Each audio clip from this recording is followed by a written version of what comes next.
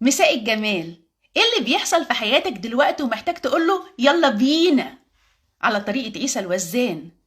وايه اللي بيحصل في حياتك محتاج تودعه وتقوله كده مات الكلام، باي من غير سلام؟ انت اللي تحدد. كلنا بنمر بتغييرات في حياتنا، فيلا نقرا الرسايل صح.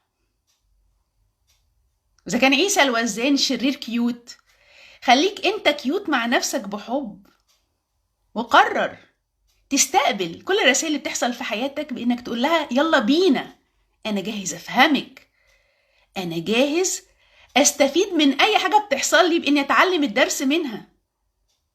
انا بقول للحياة كلها يلا بينا، واللي ما يناسبنيش وما يناسبش قيمي اقول له باي من غير سلام.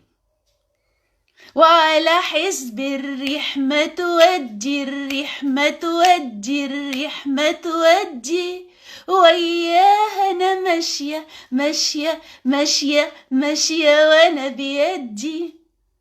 ما انا بالوعي كل حاجة تبقى في مصلحتي. المهم نركز ونقرر ايه اللي هنقوله يلا بينا، وايه اللي هنقوله باي من غير سلام، وايه اللي هنقوله باي وسلام.